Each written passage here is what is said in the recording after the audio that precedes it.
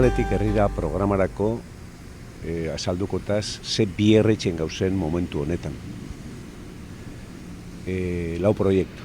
Lehenengokoa da asfaltoak. Urtaro, initzen du partida ekonomiko importante bat asfaltoak etxeko. Kaliek, batxe barik eta ondukutsiko bai, erdigunien eta auzoa tame bai.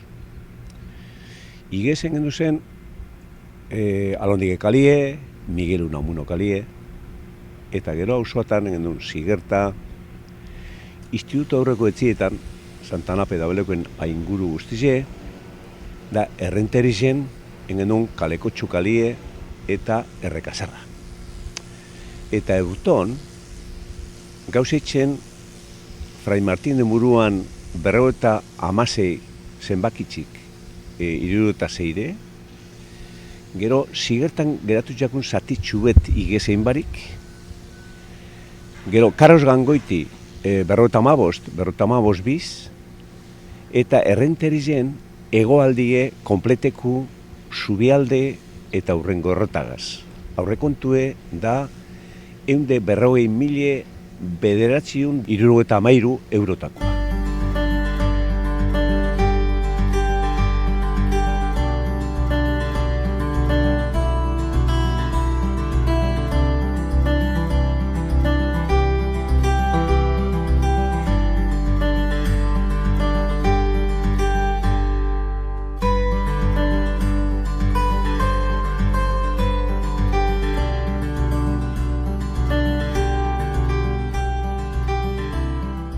El segundo proyecto que ya hemos empezado es el de los juegos infantiles cubiertos en Aita Luis Villasante para Rentería y Lorateguieta.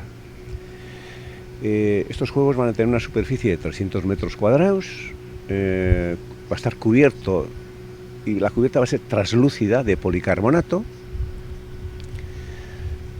Su presupuesto es de 404.700 euros y el tiempo para tener ejecutado el proyecto y en marcha es de 5 meses.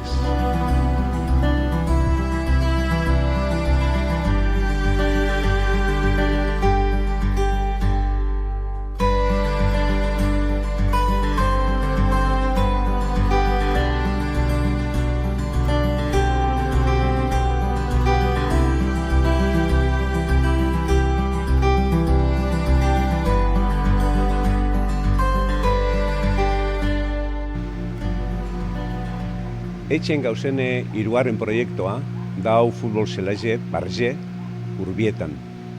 Astion, etxen dube lengoa altzeu de kendu, datorren astien erregadizioa emintzen dube, erregadizio Barge, dana joango da perimetroan, futbol zelai barruen ez da agongo lengolez, eta urrengo astien ja emingo da alfombra Barge. Delien bost edo seireko, esan dozku enpresakoak, depori laguntzen badeu, amaitxute egongo dala. Aurrekontue, 493,37 eurotakoa da.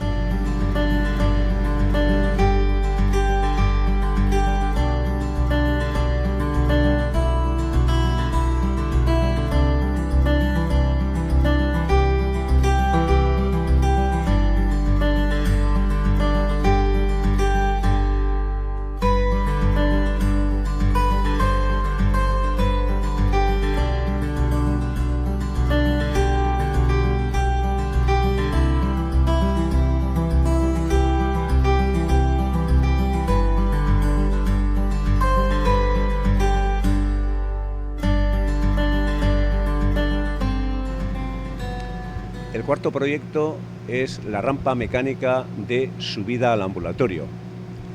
El primer tramo, que es el de más pendiente, el que va desde la calle Íñigo López de Haro hasta el ambulatorio, las obras las terminamos esta semana y vamos a poner en marcha para poder utilizar a partir del lunes 29 de septiembre. La segunda fase, ya hemos iniciado las obras el día 1 de este mes y tenemos previsto que esté todo acabado y en pleno funcionamiento para la época de Navidad. Va a quedar una calle referente, importante, va a estar muy bien y sobre todo resolviendo problemas de movilidad. Esa es la gran función que va a hacer esta rampa mecánica, tanto para gente mayor como para gente joven.